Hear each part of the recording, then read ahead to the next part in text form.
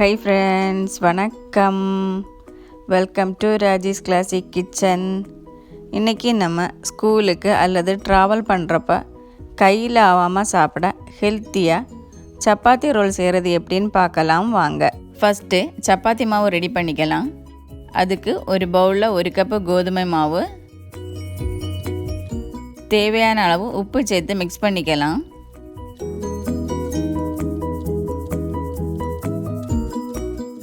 இப்போ இதில் 1/2 கப்பு தண்ணி சேர்த்து நல்லா பிசைஞ்சுக்கலாம்.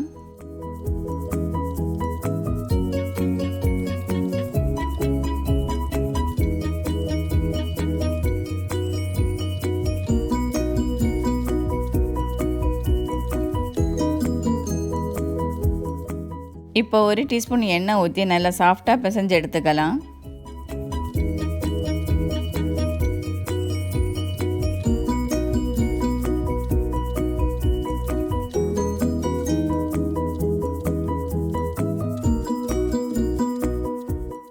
மாவை இது போல் சாஃப்டாக பிசையணும். இப்போ இதை மூடி ஒரு சைடாக வைக்கலாம். இப்போ மசாலா ரெடி பண்ணிக்கலாம். அதுக்கு ஒரு பாத்திரத்தில் 1 டேபிள் ஸ்பூன் எண்ணெய் சூடானதும் 1/2 கப்பு பொடியாக கட் பண்ண வெங்காயம் சேர்த்து நல்லா வதக்கலாம்.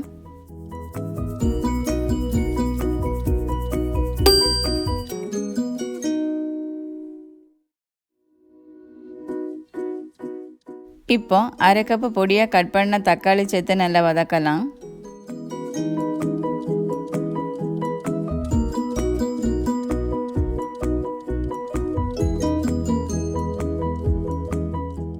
வெங்காயம் தக்காளியும் இந்த மாதிரி வதங்கினா போதும்.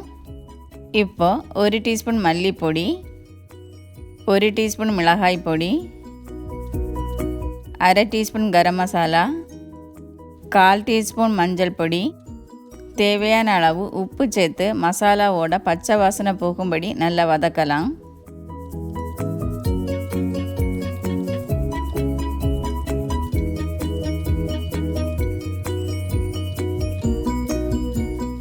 எட்டு மஷ்ரூமை இது போல் கட் பண்ணி வச்சுருக்கேன். இப்போ இதை இதில் சேர்த்து நல்லா வதக்கி வேக வைக்கலாம்.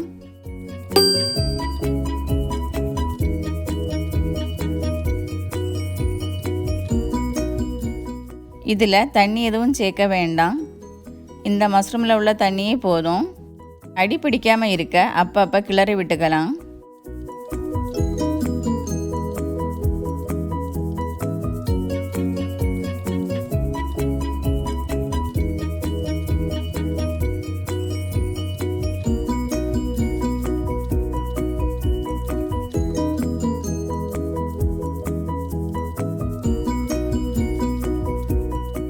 மஷ்ரூம் வெந்துடுச்சு. இப்போ 1/2 கப்பு பொடியாக கட் பண்ண பச்சை குடமிளகாய்,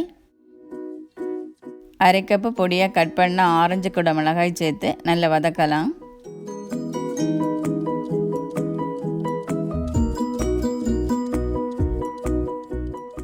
இதை ஒரு 2-3 நிமிஷம் வேக வைக்கலாம்.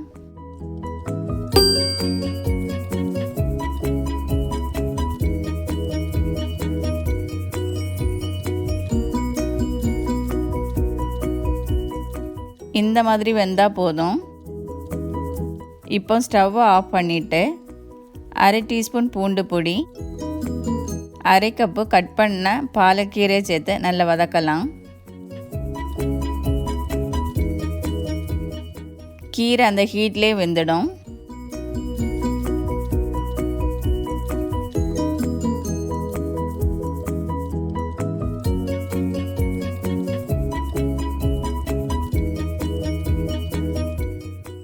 இப்போ இதை மாற்றிடலாம்.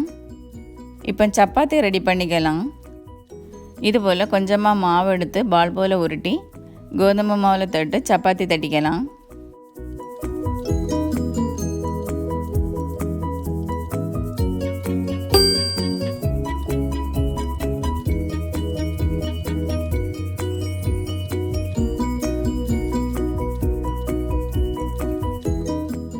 சப்பாத்தி தட்டும்போது ஒட்டாமல் இருக்க கொஞ்சம் மாவு தடவி தட்டிக்கலாம்.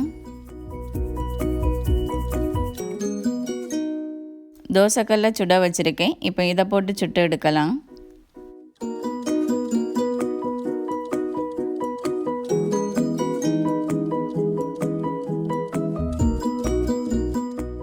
சப்பாத்தி 2 பக்கமும் லேசாக எண்ணெய் வேணால் தடவிக்கலாம்.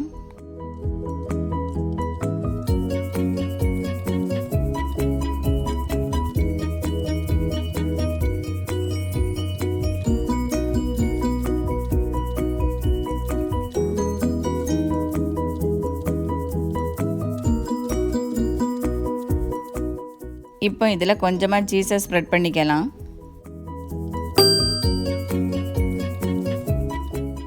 இப்போ ரெடி பண்ணி வச்ச மசாலாவை கொஞ்சமாக சேர்த்துக்கலாம்.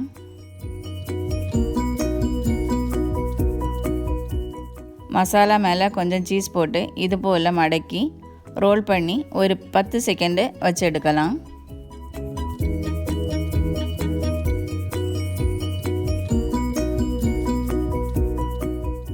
இது போல் எல்லாத்தையும் செய்யலாம்.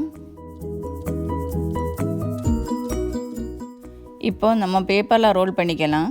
பார்ச்மெண்ட் பேப்பரும் அலுமினியம் ஃபாயிலும் வச்சுருக்கேன். ஃபஸ்ட்டு பார்ச்மெண்ட் பேப்பரில் மடக்கிட்டு அலுமினியம் ஃபாயிலில் மடக்கிக்கலாம்.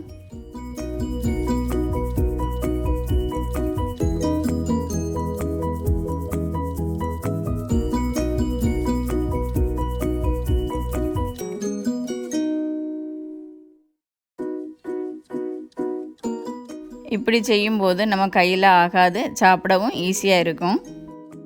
இதோ நம்மளோட டேஸ்டியான chapati roll ready. Thanks for வாட்சிங். இந்த ரெசிபி உங்களுக்கும் பிடிக்கும்னு நினைக்கிறேன். இதை நீங்களும் உங்கள் வீட்டில் செய்து பார்த்துட்டு கமெண்ட் பண்ணுங்கள், லைக் பண்ணுங்கள், ஷேர் பண்ணுங்கள். இது வரைக்கும் நம்ம சேனலுக்கு சப்ஸ்கிரைப் பண்ணாதவங்க சப்ஸ்கிரைப் பண்ணுங்கள். நன்றி.